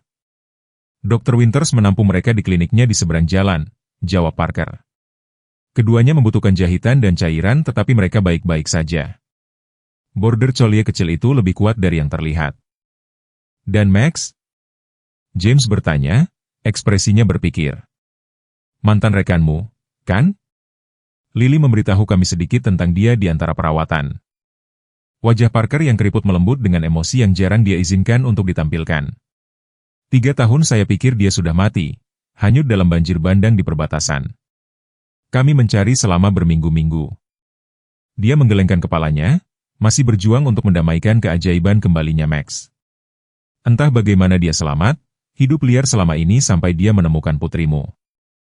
Tidak hanya menemukannya, Margaret mengoreksi dengan lembut. Menyelamatkannya. Kalian berdua melakukannya. Keheningan yang nyaman jatuh di antara mereka, dipecah hanya oleh bunyi bip peralatan medis yang tenang dari kamar-kamar terdekat dan suara sesekali melalui interkom rumah sakit. Parker tahu dia harus kembali ke kantor polisi tempat penyelidikan sedang berlangsung dengan kecepatan penuh. Rebecca Wilson dan Darren Hayes berada dalam tahanan, interogasi sedang berlangsung. Tetapi sesuatu menahannya di sini, kebutuhan untuk melihat ini sampai kesimpulannya. Sheriff? Seorang petugas muda muncul di ujung lorong, sedikit kehabisan napas, seolah-olah dia bergegas dari lift. Maaf mengganggu, Pak, tetapi ada perkembangan. Agen FBI yang menangani kasus ini meminta saya untuk menemukan Anda. Parker permisi dari keluarga Thompson dan bergerak di sepanjang lorong untuk berbicara secara pribadi dengan petugasnya. Ada apa, Collins? Pak, mereka menemukan sesuatu ketika mereka menggeledah apartemen Wilson dengan lebih teliti. Petugas Collins melirik sekeliling untuk memastikan mereka tidak didengar. Sebuah jurnal. Rupanya, Rebecca Wilson telah terobsesi dengan James Thompson selama bertahun-tahun sejak hubungan singkat mereka. Penculikan itu bukan hanya tentang uang. Mata Parker menyipit. Jelaskan. Menurut apa yang mereka kumpulkan, Wilson percaya jika dia bisa mendapatkan pinjaman dari Thompson selama penyerahan uang tebusan, dia entah bagaimana bisa meyakinkannya untuk meninggalkan keluarganya demi dirinya. Uang itu sekunder, sebagian besar untuk melunasi hutang judi Hayes, jadi dia tidak akan menjadi beban. Ya Tuhan, gumam Parker, menjalankan tangan di wajahnya. Dan Hayes, bagaimana ceritanya? Bernyanyi seperti burung kenari, Pak. Mengklaim semuanya adalah ide Wilson, bahwa dia hanya ikut karena dia membutuhkan uang. Mengatakan meninggalkan gadis itu di padang pasir adalah keputusan Wilson ketika pertukaran uang tebusan berjalan salah. Rahang Parker menegang. Dan Wilson? Itu hal lain, Pak. Collins merendahkan suaranya lebih jauh. Dia mengklaim Hayes memaksanya untuk berpartisipasi, bahwa dia takut padanya. Mengatakan dia berdebat untuk membebaskan gadis itu, tetapi dia mengancam akan membunuhnya jika dia tidak bekerja sama. Mereka saling menyalahkan. Parker mengamati dengan muram. Tidak mengherankan. Ada lagi, Pak. FBI menemukan bukti ini mungkin bukan upaya penculikan pertama mereka. Mereka sedang menyelidiki 3 kasus lain lintas negara bagian selama 2 tahun terakhir. Berita ini menghantam Parker seperti pukulan fisik. Jika benar, itu berarti keluarga lain telah menderita cobaan serupa, mungkin dengan hasil yang kurang beruntung. Memikirkan anak-anak lain yang mungkin tidak memiliki malaikat pelindung seperti Max dan Daisy hampir tak tertahankan. Beritahu saya jika ada perkembangan, perintahnya kepada Collins, dan beritahu agen khusus Delany. Saya akan kembali ke kantor polisi dalam waktu 1 jam. Saat petugas itu pergi, Parker kembali ke tempat keluarga Thompson menunggu, di luar kamar putri mereka. Dia memperdebatkan seberapa banyak yang akan dia ceritakan kepada mereka tentang perkembangan terbaru ini, menimbang hak mereka untuk tahu terhadap kesusahan tambahan yang mungkin ditimbulkannya. Apakah ada sesuatu yang salah, Sheriff?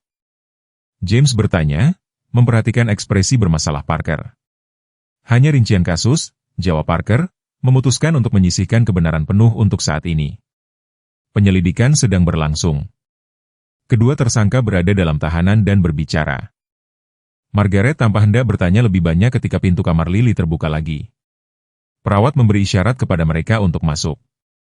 Dia memanggil kalian semua, dan dia cukup bersikeras untuk melihat anjing-anjing itu. Parker ragu-ragu. Kebijakan rumah sakit telah disesuaikan sementara, sebuah suara baru menyela. Seorang pria yang tampak terhormat dengan jas putih, mendekat, mengulurkan tangannya ke Parker. Dr. Harrington, administrator rumah sakit. Dalam keadaan ini, kami membuat pengecualian. Manfaat psikologis bagi pasien lebih besar daripada pelanggaran teknis kebijakan. Alis Parker terangkat karena terkejut. Itu sangat masuk akal dari Anda, dokter. Dr. Harrington menawarkan senyum kecil. Katakan saja saya telah meninjau situasi secara pribadi. Dokter hewan telah menyatakan bahwa hewan-hewan itu bersih dan luka-luka mereka diobati dengan benar. Kami akan mengizinkan kunjungan singkat. Wajah keluarga Thompson berseri-seri dengan kelegaan. Terima kasih, dokter, kata Margaret hangat. Ini akan sangat berarti bagi Lily. Saya akan meminta seseorang membawakan mereka dari klinik hewan, kata administrator itu. Sementara itu, Anda bisa masuk untuk menemuinya. Di dalam kamar icu anak, Lily berbaring bersandar di bantal, tubuh kecilnya dikerdilkan oleh tempat tidur rumah sakit dan peralatan medis di sekitarnya. Saluran 4 mengalirkan cairan dan obat-obatan dan kanula hidung memberikan oksigen tambahan. Meskipun ada intervensi ini, wajahnya berseri-seri ketika orang tua dan Sheriff Parker memasuki ruangan. Sheriff Parker, serunya, suaranya lebih kuat dari sebelumnya di departemen darurat, tetapi masih membawa parau dehidrasi. Apakah Anda membawa Max dan Daisy? Mereka sedang dalam perjalanan. Sayang, Parker meyakinkannya, bergerak untuk berdiri di samping tempat tidurnya. Para dokter menambal mereka, sama seperti mereka menambalmu. Lily mengangguk dengan sungguh-sungguh. Mereka terluka melindungiku. Orang jahat itu, Darren, menembak mereka. Bibir bawahnya sedikit bergetar mengingat kejadian itu. Margaret menghaluskan rambut putrinya, masih kusut di beberapa tempat meskipun perawat berusaha membersihkannya. Mereka sangat berani, sama seperti kamu. Aku tidak berani, Lily tidak setuju, mata birunya tiba-tiba dipenuhi air mata. Aku sangat takut. Aku pikir aku akan mati di sana sendirian. Pengakuan itu tampaknya melepaskan sesuatu di dalam dirinya dan dia mulai menangis dengan sungguh-sungguh. Isak tangisnya mengguncang bahunya yang kurus. James menggendong putrinya dengan hati-hati, memperhatikan saluran 4. Tidak apa-apa untuk takut, Lilipat, gumamnya, menggunakan nama panggilan khususnya untuknya. Berani tidak berarti kamu tidak takut. Itu berarti kamu terus berjalan bahkan ketika kamu takut. Dan kamu terus berjalan, Margaret menambahkan, bergabung dengan pelukan itu. Kamu selamat sampai bantuan dapat menemukanmu. Itulah hal yang paling berani dari segalanya. Parker menyaksikan reuni keluarga itu dengan benjolan di tenggorokannya, merasa baik hak istimewa untuk menyaksikan momen seperti itu dan sedikit mengganggu. Dia akan melangkah keluar untuk memberi mereka privasi ketika keributan di lorong mengumumkan kedatangan baru. Dr. Winters muncul di ambang pintu, memimpin Max dan Daisy dengan tali. Kedua anjing itu telah dibersihkan, luka-luka mereka dibalut dengan benar dan mereka jelas telah menerima cairan dan makanan. Meskipun ada perawatan ini, perhatian mereka segera tertuju pada Lily, postur mereka waspada dengan kekhawatiran. Beberapa pengunjung istimewa untukmu, Dr. Winters mengumumkan, tersenyum pada reaksi senang Lily. Max, Daisy. Air mata anak itu langsung berubah menjadi sukacita saat dia meraih ke arah anjing-anjing itu. Kamu kembali. Dr. Winters meminta izin kepada orang tua sebelum mengizinkan anjing-anjing itu mendekati tempat tidur. James mengangguk dan dia memimpin mereka maju, menjaga tali tetap longgar tetapi mempertahankan kendali. Max adalah yang pertama mencapai sisi tempat tidur.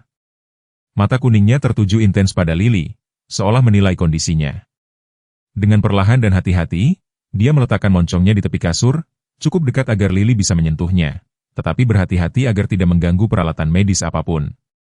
Daisy mengikuti, tubuhnya yang lebih kecil bergetar karena kegembiraan yang hampir tidak terkendali saat dia memposisikan dirinya di samping Max. Lily meletakkan satu tangan di kepala masing-masing anjing, senyumnya berseri-seri meskipun dia kelelahan. Kalian menyelamatkan aku, katanya kepada mereka, seolah melanjutkan percakapan yang telah mereka lakukan selama ini. Kalian adalah anjing-anjing terbaik di seluruh dunia. Kemudian, sesuatu berubah dalam suasana ruangan, pelepasan ketegangan yang nyata, seolah-olah kepingan terakhir dari teka-teki telah jatuh pada tempatnya. Pertemuan itu sekarang lengkap. Semua pemain utama dalam penyelamatan yang luar biasa ini berkumpul bersama. Dr. Winters melirik jam tangannya.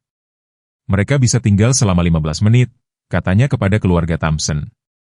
Lalu mereka perlu istirahat. Mereka sendiri telah melalui cobaan yang cukup berat. Saat dokter hewan itu mundur untuk memberi mereka ruang, Parker mendekatinya. Apa yang terjadi pada mereka sekarang? Tanyanya pelan. Pandangannya masih tertuju pada Max, rekannya yang telah lama hilang, anjing border collie itu. Daisy tidak memiliki microchip atau identifikasi apapun. Dr. Winters menjawab, dia jelas sudah lama hidup sendiri. Adapun Max, dia ragu-ragu, melirik wajah Parker, chipnya mengidentifikasi dia sebagai milik Departemen Sheriff Chopper Canyon. Secara teknis, dia masih properti daerah. Parker mengangguk, campuran emosi yang kompleks melanda dirinya. Dia dinyatakan meninggal 3 tahun lalu. Asuransi telah dibayarkan untuk K9 pengganti. Dia berhenti, memperhatikan saat Max dengan lembut menjilati tangan Lily saat anak itu terkikik. Tetapi dia selalu lebih dari sekadar properti departemen. Di tempat tidur, Lily sekarang memberitahu orang tuanya dengan detail yang hidup tentang bagaimana Max menggerogoti talinya dan bagaimana Daisy membawakan air dan makanan. Kisah itu muncul dalam potongan-potongan, kadang-kadang melompat secara kronologis, seperti cerita anak-anak pada umumnya, tetapi kebenaran esensialnya terpancar. Dua anjing liar telah berkomitmen sepenuhnya untuk menyelamatkan anak ini ketika semua upaya manusia telah gagal. Nona Rebecca ada di sana, kata Lily tiba-tiba, suaranya menurun saat dia menyebutkan mantan gurunya. Dia membantu orang jahat itu membawaku. Aku melihat wajahnya ketika mereka memasukkan aku ke dalam mobil. Margaret terkesiap pelan. Konfirmasi keterlibatan sukarela Rebecca jelas menyakitkan untuk didengar. Oh, sayang, aku sangat menyesal. Dia baik padaku sebelumnya. Lily melanjutkan, kebingungan terlihat dalam suaranya, di sekolah. Mengapa dia melakukan hal buruk? James dan Margaret bertukar pandang tak berdaya, tidak yakin bagaimana menjelaskan pengkhianatan seperti itu kepada putri mereka yang berusia 7 tahun. Parker melangkah maju, memutuskan untuk menawarkan bantuan apapun yang dia bisa. Kadang-kadang, Lily, katanya lembut, orang dewasa membuat kesalahan mengerikan karena mereka bingung tentang apa yang benar-benar penting. Nona Rebecca lupa bahwa merawat anak-anak berarti melindungi mereka, bukan menyakiti mereka. Lily mempertimbangkan ini, pikirannya yang mudah bekerja untuk memproses kebenaran yang kompleks dan menyakitkan seperti itu. Apakah dia di penjara sekarang? Ya, Parker menegaskan, dia dan pria yang membantunya. Mereka tidak akan bisa menyakitimu atau siapapun lagi.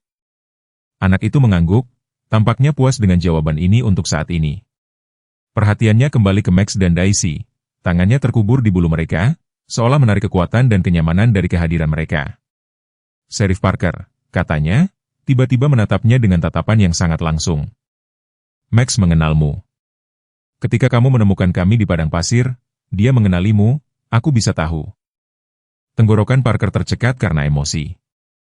"Max adalah rekanku selama 6 tahun, perwira K9 terbaik yang pernah dimiliki departemen. Dia ingat pelatihannya." Lily memberitahunya dengan sungguh-sungguh, begitulah caranya dia tahu bagaimana membantuku dan begitulah caranya dia menangkap orang jahat itu. Kebenaran sederhana dari pernyataannya menghantam Parker dengan kuat. Meskipun 3 tahun berada di alam liar, Max telah mempertahankan tidak hanya pelatihannya tetapi juga sifat dasarnya, dorongannya untuk melindungi, untuk melayani ketika itu paling penting. Dia telah melangkah kembali ke perannya seolah-olah tidak ada waktu yang berlalu. Dan pada saat itu, ketika Parker menyaksikan rekannya yang telah lama hilang memberikan kenyamanan kepada seorang anak yang telah menghadapi teror yang tak terbayangkan, kepingan terakhir dari kisah luar biasa ini cocok pada tempatnya. Max tidak hanya ditemukan. Dia telah menemukan jalan kembali ke tempat dia paling dibutuhkan, tepat pada saat ketika keterampilannya dapat menyelamatkan jiwa. Beberapa orang mungkin menyebutnya kebetulan, tetapi melihat pemandangan di hadapannya, seorang anak yang sedang memulihkan diri, orang tua yang bersatu kembali, dan 2 anjing luar biasa yang telah menentang segala rintangan, Sheriff Robert Parker cenderung menyebutnya sesuatu yang sama sekali berbeda, keajaiban, sederhana dan jelas. 1 bulan kemudian, Sheriff Robert Parker berdiri di beranda rumah ranch-nya menyaksikan SUV keluarga Thompson melaju di jalan masuk kerikil yang panjang. Panas musim panas akhirnya pecah, memberi jalan ke kehangatan musim gugur awal yang lebih lembut. Daun kapas berkilauan emas tertiup angin dan pegunungan yang jauh tampak jernih dan jelas di langit Arizona. "Mereka di sini," panggilnya melalui pintu kasa, suaranya yang kasar melembut karena antisipasi. Max segera muncul, tubuhnya yang kuat bergerak dengan keanggunan yang membuatnya legendaris di departemen. Luka-lukanya telah sembuh dengan baik, hanya menyisakan sedikit bekas luka di bahunya untuk menandai cobaan padang pasirnya. Di belakangnya berlari Daisy, bulu emasnya berkilauan karena kesehatan, matanya bersinar dengan kecerdasan. Kedua anjing itu telah menyesuaikan diri dengan sangat baik dengan kehidupan baru mereka di peternakan Parker. Sheriff telah secara resmi mengadopsi mereka sehari setelah penyelamatan Lily, sebuah keputusan yang membutuhkan beberapa senam birokrasi dalam kasus Max, tetapi akhirnya disetujui dengan dukungan antusias dari komisaris daerah. Kisah 2 anjing liar yang menyelamatkan seorang anak yang diculik telah merebut hati di seluruh negeri, membuat hasil lain apapun secara politis tidak dapat dipertahankan. SUV berhenti di depan rumah, debu mengendap di sekitar bannya. Saat pintu terbuka, James dan Margaret Thompson muncul pertama kali, tanpa santai untuk pertama kalinya sejak Parker bertemu mereka. Cobaan itu telah meninggalkan bekasnya, garis-garis baru di sekitar mata mereka, kewaspadaan tertentu yang belum pernah ada sebelumnya, tetapi mereka sedang memulihkan diri, bergerak maju sebagai sebuah keluarga. Dan kemudian Lily muncul, melompat turun dari kursi belakang dengan energi anak-anak yang tak terbatas. Dia tampak berubah dari gadis sakit kritis yang dibawa Parker dari padang pasir sebulan lalu. Pipinya memerah karena kesehatan, mata birunya cerah, rambutnya dikepang rapi dan diikat dengan pita. Di tangannya dia menggenggam sebuah buku dan apa yang tampak sebagai kartu buatan tangan. "Sheriff Parker," panggilnya, berlari menuju tangga beranda. "Max, Daisy." Anjing-anjing itu merespon secara instan, melompat turun untuk menemuinya dengan kegembiraan yang hampir tidak terkendali. Max mengelilinginya sekali, seolah memeriksa apakah dia benar-benar sehat, sementara Daisy menari di kakinya, ekornya mencambuk udara dengan sapaan gembira. "Lihatlah dirimu," kata Parker, menuruni tangga lebih lambat, sehat dan 2 kali lebih cantik. Lily menyeringai padanya, lalu berlutut untuk menyapa dengan benar para penyelamat anjingnya, menerima jilatan antusias dan dorongan lembut yang membuatnya tertawa terbahak-bahak. Suara itu menghantam Parker seperti bom penyembuhan, menghapus ingatan tentang napasnya yang berat dan mata yang penuh rasa sakit di cucian padang pasir. "Kami membawa makan siang," Margaret mengumumkan sambil mengangkat keranjang piknik besar, ayam goreng, salad kentang, dan Lily bersikeras membuat biskuit anjing untuk Max dan Daisy, buatan sendiri dengan selai kacang. Resepnya mengatakan itu favorit mereka. Lily menambahkan, dengan penting, masih berlutut di antara anjing-anjing itu. "Nah, itu sangat bijaksana," jawab Parker, mengangkat topinya ke Margaret saat dia mengambil keranjang darinya. "Ayo naik ke beranda. Aku punya teh manis yang mendingin dan ada banyak tempat teduh di belakang tempat kita bisa makan." Saat mereka duduk di kursi goyang di beranda belakang yang lebar, menghadap ke halaman sederhana Parker, James memperbarui Sheriff tentang kehidupan mereka pasca penyelamatan. Kami telah menemukan sebuah rumah di sini di Chopper Canyon. Jelasnya, menerima segelas teh, penutupan minggu depan, Margaret pindah ke sekolah dasar di sini dan aku bisa bekerja dari jarak jauh hampir setiap hari. Alis Parker terangkat karena terkejut. Kalian pindah ke sini secara permanen? Itu perubahan yang cukup besar dari Phoenix. Margaret mengangguk, matanya mengikuti Lily, yang sekarang membaca dengan lantang dari bukunya kepada kedua anjing itu, yang duduk dengan nyaman di atas selimut yang terbentang di halaman di bawah. Setelah apa yang terjadi, kami membutuhkan awal yang baru, tempat yang lebih kecil, lebih aman, dan tempat Lily dapat melihat Max dan Daisy secara teratur. James menambahkan sambil tersenyum, dia terus-menerus membicarakan mereka. Terapisnya mengatakan mempertahankan hubungan itu penting untuk proses penyembuhannya. Parker mengangguk mengerti. Ikatan yang terbentuk selama trauma bisa sangat kuat, sesuatu yang telah dia saksikan sepanjang karirnya yang panjang. Bagi Lily, anjing-anjing itu mewakili keamanan dan perlindungan selama pengalaman paling menakutkan dalam hidupnya yang masih muda. Kehadiran mereka yang berkelanjutan menawarkan keamanan saat dia memproses dan pulih dari cobaan itu.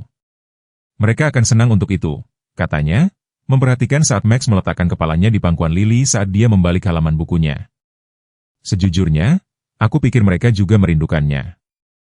Percakapan beralih ke kasus melawan Rebecca Wilson dan Darren Hayes. Keduanya ditolak jaminannya, dianggap sebagai risiko penerbangan oleh hakim. Bukti terhadap mereka sangat banyak, termasuk jurnal Rebecca yang merinci obsesinya dengan James Thompson, perencanaan rinci penculikan, dan peta yang menandai lokasi penelantaran Lily. FBI mengkonfirmasi 2 upaya penculikan lainnya di New Mexico dan Colorado. Parker memberitahu mereka, menjaga suaranya tetap rendah agar Lily tidak mendengar. Pola serupa. Keluarga kaya, anak-anak diambil, uang tebusan diminta. Dalam kedua kasus, anak-anak itu ditemukan tetapi para pelaku tidak pernah diidentifikasi. Sampai sekarang, kata James dengan muram. Sampai sekarang, Parker menegaskan. Mereka menghadapi dakwaan federal, banyak dakwaan. Tidak ada satupun yang akan keluar dalam waktu dekat, jika pernah. Keheningan yang nyaman terjadi di antara mereka, hanya dipecahkan oleh suara Lily yang jauh saat dia terus membaca untuk audiens anjingnya yang tertawan. Kisah itu, sejauh yang Parker tahu, melibatkan seorang putri, seekor naga, dan, tidak mengherankan, 2 anjing heroik yang menyelamatkan hari itu. Dia melakukannya dengan sangat baik, Margaret mengamati, mengikuti tatapan Parker ke putrinya. Mimpi buruknya sekarang lebih jarang. Terapis mengatakan ketahanannya luar biasa. Anak-anak sering begitu, jawab Parker. Lebih dari yang kita hargai. Dia menyesap tehnya sambil berpikir. Memiliki Max dan Daisy dalam ceritanya juga membantu, kurasa, memberikan akhir yang bahagia daripada hanya bagian tengah yang menakutkan. James mengangguk setuju. Itulah yang dikatakan dokternya. Alih-alih hanya menjadi korban, dia adalah bagian dari kisah penyelamatan, sebuah keajaiban, bahkan. Berbicara tentang keajaiban, Margaret menyela, kami ingin berbicara denganmu tentang sesuatu, Sheriff. Dia bertukar pandang dengan suaminya sebelum melanjutkan. Kami telah mendirikan sebuah yayasan, dana pencarian dan penyelamatan Lily Thompson. Ini akan melatih anjing secara khusus untuk menemukan anak-anak yang hilang. Parker menegakkan tubuh di kursinya, benar-benar tersentuh oleh inisiatif itu. Itu ide yang bagus, ide yang sangat bagus. Kami ingin kamu berada di Dewan, James menambahkan. Pengalamanmu dengan unit K9 akan sangat berharga dan dia ragu-ragu sebentar. Kami berharap Max dapat membantu dengan demonstrasi ketika pusat pelatihan dibuka tahun depan. Sebelum Parker dapat menanggapi, suara Lily naik dari halaman. Sheriff Parker, Max dan Daisy ingin menunjukkan sesuatu padamu.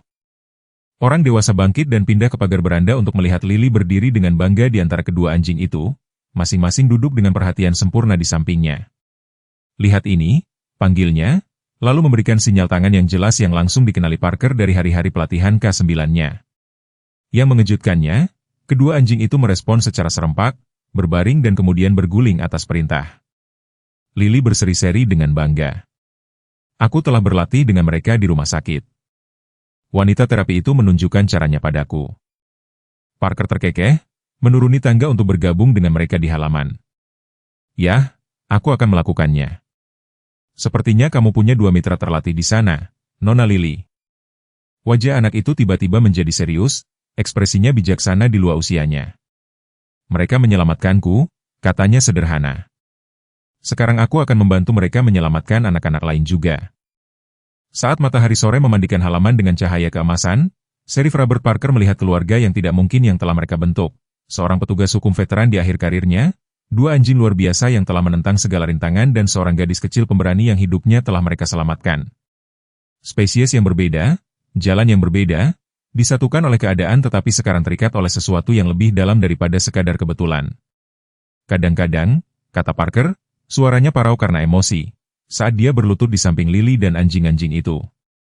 Tuhan yang baik mengirim malaikat tanpa sayap. Kadang-kadang mereka datang dengan 4 kaki, hati yang berani, dan bulu yang menangkap air matamu ketika kamu berpikir semua harapan telah hilang. Lily mengangguk dengan sungguh-sungguh, melingkarkan satu lengan di leher Max yang tebal dan yang lainnya di leher Daisy yang ramping. Malaikatku, dia setuju. Dan pada saat itu, di sebuah peternakan yang tenang di Chopper Canyon, Arizona, lingkaran yang telah dimulai dalam keputusasaan pada hari padang pasir yang terik akhirnya selesai. Luka telah sembuh, keadilan telah ditegakkan dan tujuan baru telah muncul dari tragedi. Semua karena dua anjing liar telah menemukan seorang gadis kecil diikat di padang pasir dan telah menolak untuk pergi. Teman-teman, izinkan saya memberitahu Anda tentang sesuatu yang terjadi di sini, di gurun Arizona kami. Itu akan mengingatkan Anda seperti apa pahlawan sejati itu, bukan jenis yang mengenakan jubah atau membuat pidato, tetapi jenis yang diciptakan Tuhan, dengan 4 cakar dan hati yang lebih besar dari tubuh mereka. Dua anjing liar, Max dan Daisy kecil, menemukan Lily Thompson yang berusia 7 tahun ditinggalkan oleh penculik, diikat ke kaktus dan dibiarkan mati. Anjing-anjing ini, yang tidak memiliki apa-apa, yang telah dibuang sendiri, tinggal bersamanya melalui panas yang membara. Mereka menggerogoti tali ketika gigi mereka sakit dan membawa air. Ketika lidah mereka sendiri kering, mereka berdiri di antara dia dan kejahatan. Ketika seorang pria dengan pistol kembali, Max terkena peluru yang melindunginya. Dan tahukah Anda? Gembala tua itu ingat, pelatihan polisinya dari tahun-tahun sebelumnya ketika bahkan manusia telah menyerah padanya. Beberapa orang mungkin menyebutnya kebetulan bahwa Sheriff Parker menemukan mereka di gurun yang luas itu. Saya menyebutnya takdir. Itu mengingatkan saya tentang apa yang biasa dikatakan ayah saya. Ukuran setiap masyarakat adalah bagaimana ia memperlakukan anggotanya yang paling rentan.